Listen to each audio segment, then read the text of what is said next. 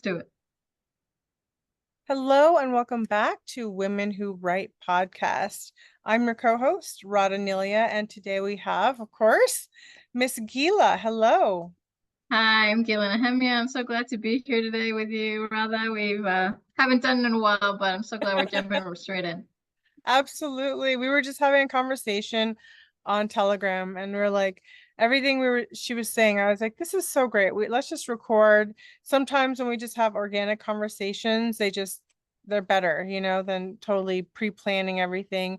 And we were talking about sensuality and, being in a time in our lives where women come to these times where we need to rediscover our sensuality for ourselves because perhaps we've been single for a long time, we've been celibate for a long time, or perhaps we've just lost that connection. What do you think, Gila? Yeah, I think, depending on where we are in our life, it could be with or without a partner. Even with a partner, sometimes I think we lose our sense of our own sensuality. Mhm. Age, we are either, some of us are pre-menopause, going into menopause, or even just having kind of like that routine sex, with a person, or even I think just on our own, feeling good with our bodies. Our bodies are changing. We have children, we stop having children, and then we get older. There's just so many things that happen in our lives Sure. that we disconnect from our own erotic selves, our own sensuality. I think it's a great topic to discuss because I think it's a real feeling that Mhm. everyone has, no matter where they are in their journey. Yeah, or they get too busy with work. Some people are just so work focused. And, sensuality is something that we innately are. I think we're sensual beings. It's that aspect of us that's that aliveness, that childlike nature. In truth, sensuality is really about innocence too, in a way. It's that playful innocence. We don't Right. think of that, but that's really what it is. It's like the maiden who, she's just doing her thing and she doesn't notice, but she's just a central being. But that's also the same with the crone.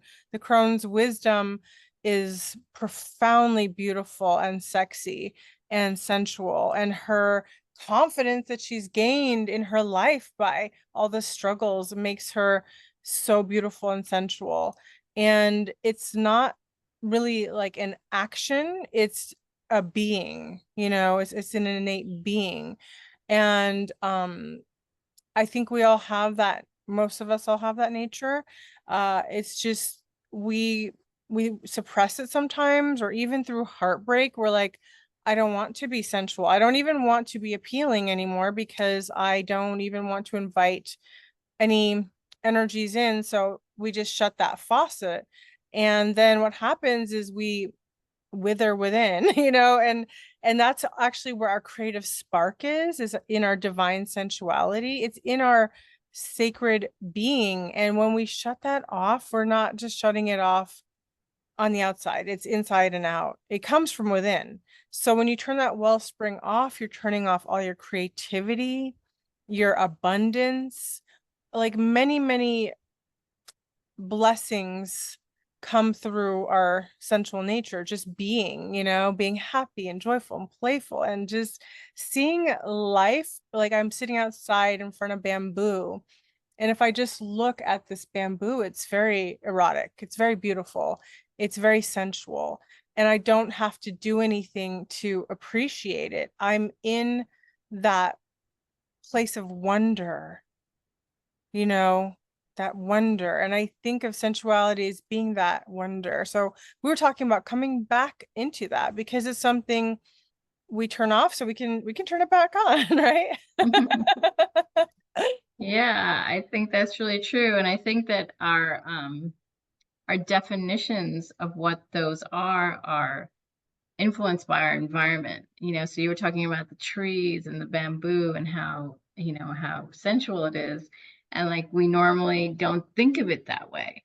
Mm. And so then we normally don't, because we are like bombarded by images, in our outside life. But I think, I really liked what you said, because like it's in that stillness that you can connect to that, when you're in the forest or you're walking on a trail, or, when you're just still, you remember, how beautiful you are, regardless of whatever you think you should be. Mm-hmm. The So I think, homogenized version, when we see so many curated images these days with social media, especially like Instagram, it really starts to affect us, and maybe even infect us about what sensuality. It's like a character of itself. It's no longer a being. It's more of a character that we're recreating, copying, pasting, and you see that on the TikTok culture, and there's nothing wrong with those places, but in those places people are copying and pasting and replicating, and instead of being, because it's almost like our spontaneous beingness is not doesn't feel as welcome, or isn't as receive, like I notice it's doesn't. I think that's what people desire. I desire to see that. When I see that in somebody and they're just being themselves, and to me that's like so sexy and beautiful. And I don't mean to objectify. I just mean like it's a beautiful thing. It's a divine thing. And sexy doesn't always mean objectifying. Like some things are beautiful, they're sexy, they're magical. That it's the energy, right? It's that energy of spontaneity and weirdness, and it's not homogenized to the point that it actually squeezes the true essence out of it. It looks perfect, but underneath it, it's like dead. You know what I mean? There's like a yeah, no, I totally get it. Like, what you were saying dead. earlier, it's like when we are in our essence, when we are totally creative, we lose sight of like we're connected to the body, but we are just completely in the moment. Mm-hmm. And that's when it's just so alluring, because we're authentic, we're true to ourselves. And I feel like that's what's kind of the disconnect sometimes, because we disconnect because we think that our bodies, and I'm speaking for myself here, but I think many of us feel that our bodies need to be something, Mm-hmm. and that and then everything becomes compartmentalized, Yes. instead of actually, as you said earlier, like just Ah, being yeah. being true to ourselves, because that is that's what's sexy, that's what's sensual, that's what turns you on, and then Mhm. will in turn turn other people on, regardless of if they're your partner or your friend. It's like you Yeah. just get turned on, like excited. And I Excited. think Yeah. we miss that somehow in our lives now. I think so many things have become incredibly dull, like really boring.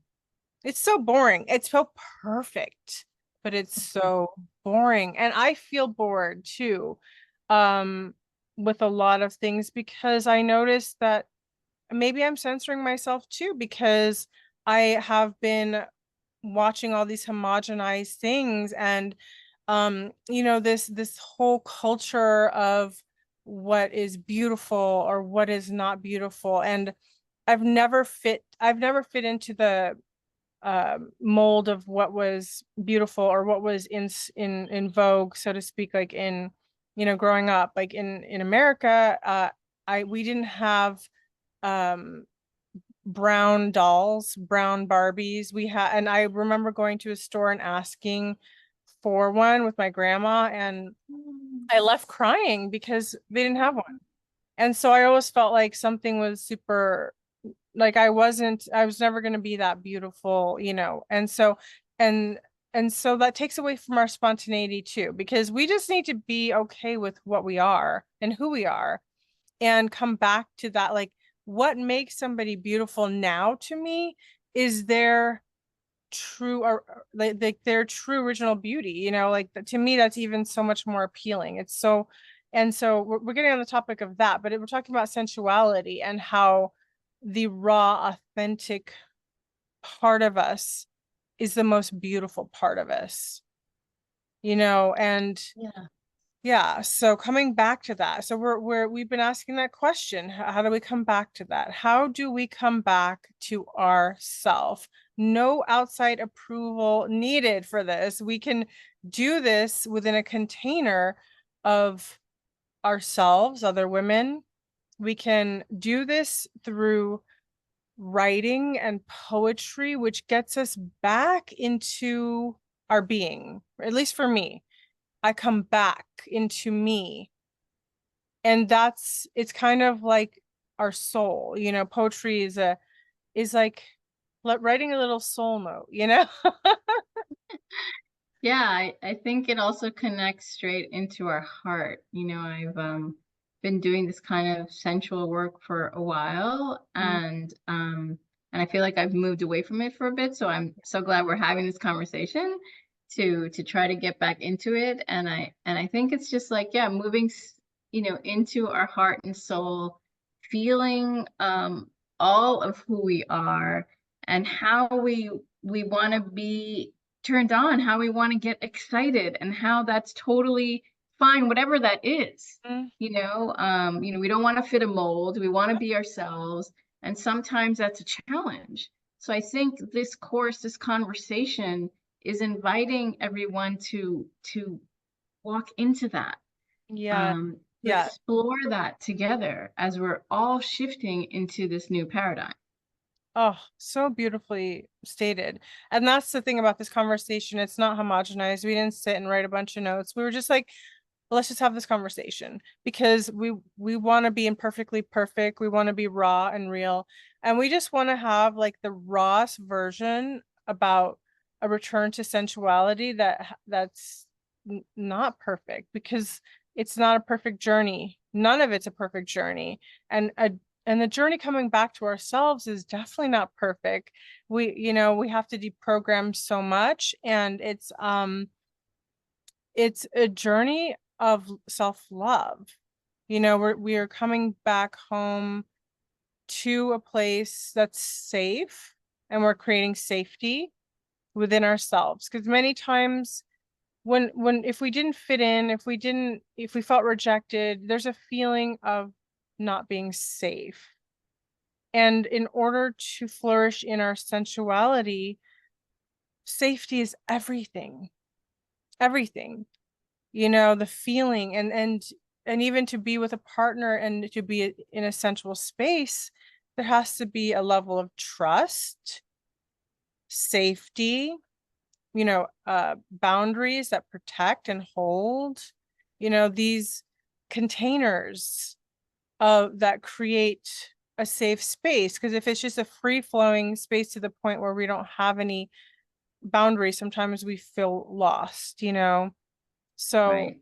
so yeah, for me personally, it's very important to have a safe container for anything we do, whether that's relationship, whether that's curating a book or exploration. And I like what you said. This is an exploration, right? We're exploring.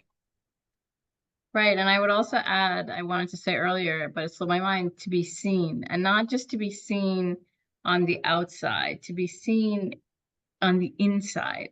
Mm. And that takes all the things that you mentioned, as well as one receiving that fully being seen, and also allowing ourselves to fully being seen, which I think it's a two-way street.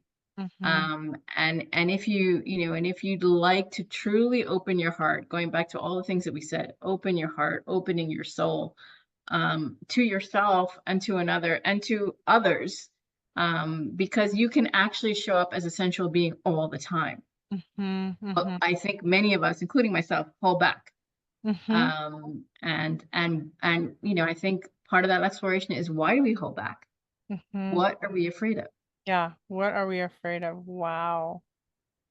Wow. And so these are the things that we will be prompting into conversation, into writing, into journaling. It is because when we start to go into those places where there might be shielding, I think of armor, you know, wounding underneath. Those are very delicate places. And as Rumi says, like, the wound is where the light enters. Is that the right way he says it? Yeah. Yeah. I always think of that. I don't, when I think of a wound, I think, okay, it's an opportunity, by exposing the wound, at least to myself, then I have an opportunity to bring that light in and really fill that right up, fill it up. Why do I have to keep going around limping? Like, let's fill it up. And so this is a process of filling ourselves up. So many of us are running on, empty tanks, and this is part of nourishing back into ourselves so that we have more of overflow. And it's taking that sacred time, and we're really gonna explore. And Gila and I were saying, like, how we're equally excited to be part of this as much as we're going to be leading it, because it's also something for us to come back to within ourselves, into our own poetry, into our sensual poetry. There's a huge level of allowance here where we can play in this space. There's not that constriction. So it's going to be so juicy and so delicious, and a total return to our, as you said earlier, our divine sensuality. Yes, yes. Totally agree, Aho. I love the way you said that. And I just want to add, you know, with that quote, a wound is where the light enters. Honestly, like, I'm just giving a little anecdote here, but my daughter, when we were in India, she fell, and we were in this like ashram or some place that had really literally not that much light. We were like in the forest.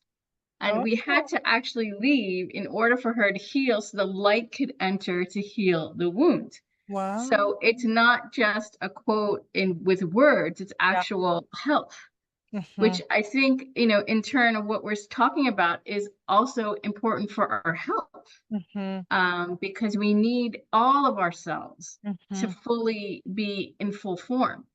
Yeah. And this exploration is going to allow us, as well as our participants, to embrace all of that, so Yes. that we can be,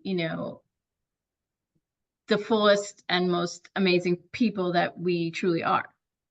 Oh, absolutely. I love that. I just saw the visual of her walking into the light and receiving, and just like I had to come outside because I didn't have the light inside. So we're always going to where the light is, because that fills us up.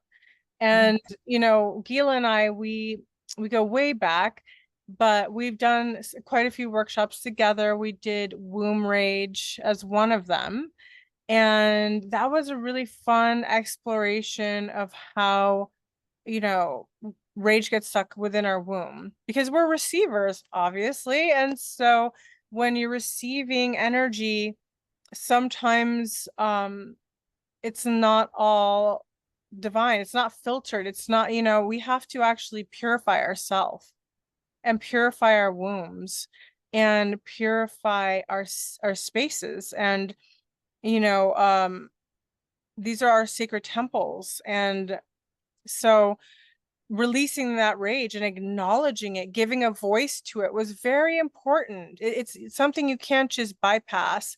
And you will see a lot of rage manifested, I believe, in women, and they come as like cysts, or like, issues in the womb. And there's a prevalent, it's become very prevalent now, because there's a lot of like emotional congestion in the womb. So Yes, yes. releasing Um, releasing that has been extremely powerful, and leading others to release it. And then so we're going to explore different spaces. We might even do poetry, like talking to your womb, to your heart, to different parts of your physical, mental, emotional, and spiritual being, because we're all connected. It's not just one little piece, and that's that. We're all connected. So we are going to do exactly that. We're going to be exploring. And that is why it's so exciting, because we need something, we need adventure in our life, you know. We don't have to always go out and travel sometimes. Sometimes we can travel within. And Mm-hmm. there's so much within us to discover, to be like, wow, I didn't know that was there. My heart has a voice, my womb has a voice. Like there is so much going on within us, and we just really take that. We may not take it for granted. We may just not know about it. We may not have been ever exposed to such a thought, you know? And so talk about the mind body connection, you know? So I'm really excited about this, Gila, and we are going to start, I believe it was September 15th. Yep. And it's called A Return to Sensuality. It's an ongoing writing course for women. And we would love to invite you in, you know, as we move into a different change of season. We are going to be going inwards more. We've already had the summer fun, and now we are going to be more reflective. It's just also part of the season. And Mm-hmm. we might want to think about what happened over the summer, what's happened over many summers in our body, what's happened in our life. And so I feel this is going to be so nourishing for all of us. And I'm personally calling in the divine women who are ready to receive sisterhood, to receive being held in the sacred space, and also the playfulness and joy and the eruptions of joy and bliss that will come through, and the poetry that is going to be birthed through this process is going to be so delicious. I can't wait. So, Yes, oh, it sounds so amazing, and I'm really excited to be a part of this. So thank you so much, Radha, for inviting me, and we invite all of you who this has piqued your interest. You'll find details below on how to contact us. absolutely. And we will talk more about the book that will be going with it, but that'll be for another time. For Right. now, we just wanted to say, hey, thanks for tuning in. Thanks for connecting. Thank you from coming all the way. Do you want to share where you are right now? I'm in Israel. Mhm. So I am, yeah, connecting to Radha in North Carolina, which is just also truly amazing. So we're birthing a new way of being Mhm. through all of these challenges that all of you know about. So I'm just so happy to be a part of this, and I really feel like this is going to open up a lot of spaces and places that we not usually don't Yeah, usually tread. beautiful. Thank you so much for coming on and all the way from Israel. And we're sending you all so much love and blessings. Bye for Thank now. you. Bye bye.